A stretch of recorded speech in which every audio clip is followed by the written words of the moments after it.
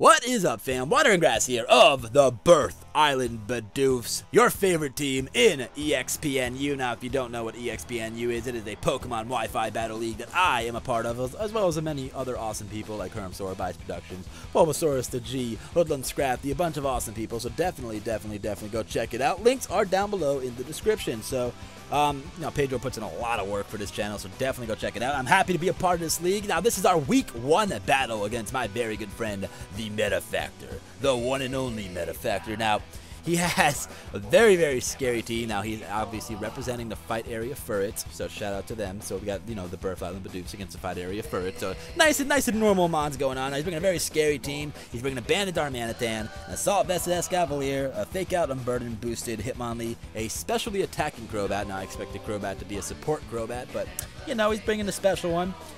He's bringing Mega Pinsir, which hits like a truck, and of course Melodic, which is annoying as all hell. I'm bringing the Focus Sash Infernape, the physically defensive Assault Vested Goodra, a nice and powerful Gourgeist, because Gourgeist is love.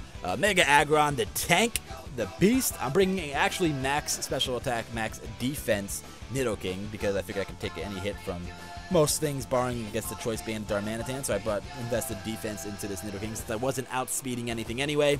And I'm also bringing the Rotom Wash because, it's a freaking Rotom Wash. So it's definitely a good team matchup. My team matches up well against his, but in that same breath, his team also matches up really well against the 6 that I brought. So I spent a lot of time preparing for Reuniclus because he did draft Reuniclus, and he actually didn't bring Reuniclus, so that definitely threw me off a little bit. But, because Reuniclus, if I don't bring Scyther, who can get a Swords Dance up and, Bug Bite or Knockoff, Reuniclus runs through my team. But he didn't bring it. He brought a bunch of other powerful threats. So let us get into this battle right now. Now, I'm going to lead things off right here with the Rotom Wash, because, it's a pretty solid lead. There's not really much that can lead off against it. I guess since he is bringing a special Crobat could have led off against it, but he does leave off with the Darmanitan, so he gets some switch initiative here.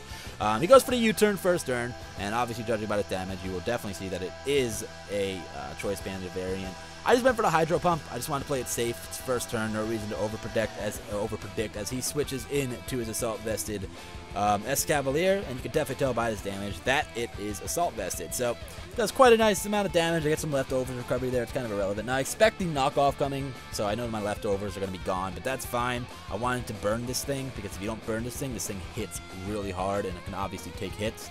So we do burn it, so we do cripple it, so that's always fun. Unfortunately, in the process, he does cripple my Rotom Wash by getting rid of the only form of recovery on this Rotom, because instead of Pain Split or Rest, I was actually running HP Grass, expecting him to possibly bring Quagsire too. So at this point, I'm going to take some burn damage. I'm going to go for Volt Switch, just to get some extra damage off. And I am going to go straight into the Goodra. The reason why is Goodra can take any hit from this thing at this point, and I do have Fire Blast on this Goodra, and I can kill it off like that. Now, I definitely could have went into Nidoking here, looking back on it, but I didn't want to risk the knockoff and have him knock off my Life Orb. So I figured if I wanted to knock off anything, I wanted to knock off the Assault Vest on my Goodra, since that really isn't doing anything for me at this point. So, actually, he pulls a switch here, expecting the Fire-type move, and I do go for the Fire Blast. I do miss, but it doesn't really matter, because he brought a Melodic, and Melodic is just gonna, eat that up like it's nothing. He does go for the Scald here, fishing for the burn, which he does not get this turn, so we'll see. We'll keep tabs on that. I go for the Thunderbolt, get a nice amount of damage off. Obviously not enough, this Melodic is a monster. And he's going to be able to go for another Scald after he gets some leftover recoveries right here. And at this point, he gets a burn. Now, this burn is a real pain in the ass to deal with, to be honest. It's definitely going to whittle down my Goodra, in which it's just... it's just not fun. I get a crit there. It doesn't matter because he's just going to outspeed. And this is a Rest Sleep Talk Melodic, so he's going to be able to get the rest off. So the burn really puts a damper on my plans for Goodra at this point. And I need to keep Goodra in here. I need to be able to get off some Thunderbolt damage on this Melodic so I can bring in Nidoking on the Sleep Talk, hope that he gets rest, and kill it off with a Thunderbolt from the modest Nidoking, but modest, Sheer Force Life Orb Nidoking. So I go for the Thunderbolt here. I get another crit. It's irrelevant because even if I didn't get a crit, it would have done enough damage where Nidoking could have come in and killed it off with a Thunderbolt anyway. So I take the burn damage there, and at this point I'm going to switch out my Goodra, and I'm going to go right into Nidoking and hope and bank on the fact that he gets a rest on the Sleep Talk, He has a 2 out of 3 chance to not get rest, but he also has a chance to get rest. So I'm hoping that he does at this point, but he actually gets the Scald. And I do know the only way Scald can kill me from this thing is if it's either specially attack invested, which it's not, or if it burns me or crits me. Luckily, none of the 3 happen. I'm able to kill this thing off with a Thunderbolt on the next turn. Unfortunate that Nidoking had to take that amount of damage, but you know what? Sometimes you just have to make plays like that. So, Melodic goes down, and Nidoking's sitting there. Now, I have really at this range of HP with no speed investment on this Nidoking. I have no reason to keep it out, keep it alive. So, he goes into Crobat here. I figured maybe he'll go for a nasty plot, and I can really maybe even kill it with the Thunderbolt. But he makes a smart play and just kills off the Nidoking before it is able to do any more damage to his team. At this point, I'm going to go into Goodra. It's going to force a switch because he can't kill me in one hit, and I can just, really hurt him with the Thunderbolt. And we're back into the Escavalier Goodra matchup, and Thunderbolt's going to do some damage. It's Assault Vested, so it's not going to do too much. But I am able to kill it off next turn with the Fire Blast. Unfortunately, Goodra was integral in me keeping it around and keeping it healthy, because it could have sponged hits later on in the game. But, we had that burn problem. So, but it's part of the game. The burn sucks, but nothing you can do about it. So, we are able to kill it off with the Fire Blast. As you can see at that range of HP, that Goodra is completely useless. He brings in his Darmanitan. No reason for me to switch out here and take more damage. So, he's just going to U-turn out. I'm just going to see what he switches into and then make the switch based on that. So, he gets the Gooey drop because I was running Gooey on this one instead of Sap Sipper like I normally do, simply because I thought it would have came in handy more often since his team was so much faster than my team. But he switches right into his Mega Pinsir, and I'm fine with this because I do have the nice and powerful Mega Aggron. Now, we do have to Mega Evolve first turn, so we do that right here. His Pinsir evolves into Mega Pinsir, and my Aggron evolves into Mega Aggron. So he's actually going to go for a close combat here, and you guys are going to see how little it does to a Mega Aggron. Now, this is a Mega Pinsir, an adamant Mega Pinsir. Powerful as hell, and this is Mega Aggron running very, very, very little defense investment because it doesn't really need to. If he goes for the close combat, it doesn't even do, it does like maybe 33%. So, very, very nice and spongy hit. I am able to cripple this Mega Pinsir with the Thunder Wave. I figured at that point I have no reason not to go for Thunder Wave. It's going to cripple even if he switches out. And at this point, I was really contemplating what to do, whether I should set up rocks here, which would have come in handy, or whether I should just go for the Iron Head. I decided to just go for the Iron Head to try and kill off the Mega Pinsir. But he makes a good play, goes into Hitmonlee, and Hitmonlee's able to live that because I don't think I'm attack invested into this Mega Aggron. So obviously if I was in attack invested, it definitely wouldn't have lived. But I'm able to go into his Gourgeist. I go into my Gourgeist expecting the Fake Out, and voila, there it is. So there's the Gourgeist right there. It can't really do anything to me except knock me off, but it's not going to matter at that point. So I'm just going to go for the Leech Seed here, expecting the switch. I didn't want a Willow because I knew Darmanitan was still around, so if he does bring in the Darmanitan, Willow would not matter. I could have went for the Phantom Force. I do have Phantom Force on this Gourgeist, but I decided that Leech Seed would be better off. But he's just going to U-turn out as I switch into the Rotom. At this point, just sacking it off. If you wanted to go for Superpower, that's fine.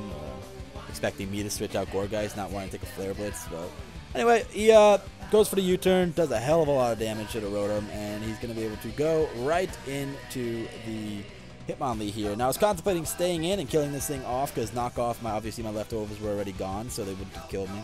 But I go into Gourgeist because I figured he's probably, he might Fake Out and then knock off, which honestly probably would have killed the Rotom at that point. But he goes for the knockoff right off the bat. I'm able to eat my Cobra Berry, which is irrelevant because he gets a critical hit on the knockoff. A little bit unfortunate, but that's fine. I am able to just go straight for a Phantom Force here. I really, really, really wanted to kill this Hitmonlee. So I go for the Phantom Force here. Now, he doesn't want this Darmanitan taking more damage because on top of the recoil, it will add up. And Darmanitan is like important to him winning this battle at this point. So he switches it out and goes into Pinsir, who at this point is kind of useless. Obviously, you can still Sword Dance and Quick Attack, but I mean, it's just not going to matter at this point when I have a Mega Aggron on my team. I'm able to do a nice amount of damage to the Mega Pinsir. Now, I expect him to actually Sword Dance And if he doesn't Sword Dance, I expect him to Quick Attack, and Quick Attack wouldn't have killed me from that range. So I go for a Leech Seed, just so I can get some extra Leech Seed recovery on Gourgeist before I switch it out into Mega Aggron. And of course, if he wanted to save Mega, or wanted to leave Pinsir in on Mega Aggron, Aggron definitely would have taken some leftovers recovered. So we switch it out, and I go into my Rotom, just to basically kill it off at this point. I didn't want to risk a close combat at +2, but he goes for the return, and as you can tell by that damage, it definitely should have taken out Rotom from that range, and it doesn't. So his Pinsir apparently hates him. So not a big deal in this battle, because he is going to be able to go for a Quick Attack and knock me out at this point. But he's definitely got to fix that. We talked about that. He's definitely got to fix that for his next battles. But it's irrelevant in this battle because of, you know, Pinsir's obviously already T-Waved and all that. So I go into Aggron here, and I'm able to knock him out. There's really no reason for him to go for Quick Attack other than damage. He has to hope that I overpredict and not go for Iron Head. So he's just going to switch out here. I got Saving Pinsir for the Infernape in the back. I am able to go for an Iron Head. Now, I was really contemplating going for Thunder Wave. I kind of expected him to switch, but I made the easy, you know, the simpler play and just went for the Iron Head. Obviously, Thunder Wave would have been huge there. At this point, I'm just going to sack off the Gourgeist. I probably should have kept Gourgeist around, to be honest, because Aggron actually did nothing for me at this point in the battle. So, honestly, Gourgeist would have helped me against the Hitmonlee in the long run. But you know what? You live and you learn. So he takes a nice powerful recoil damage from the Gourgeist. And I can go into Infernape, and I'll be able to pick him off with a Mach Punch.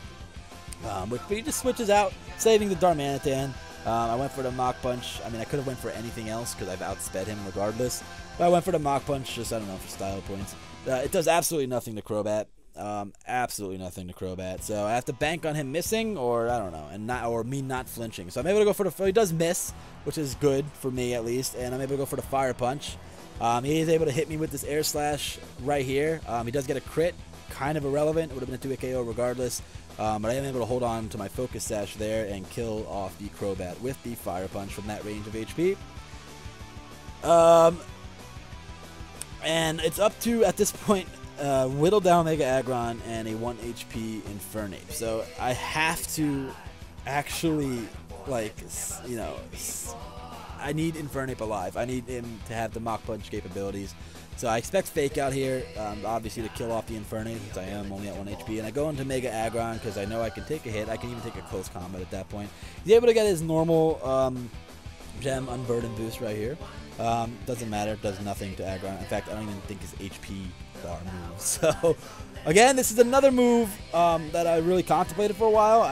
You know, Iron Head or Rocks. Rocks would have came in huge right here, but I decided to go for T-Wave, expecting Darmanitan to come in so I can just kill it off. But there was actually no reason for me not to go for Rocks or Iron Head there, so that's a misplay on my part. But you know what? They happen. Now he goes into Darmanitan, because honestly, Iron Head probably would have killed from that range anyway.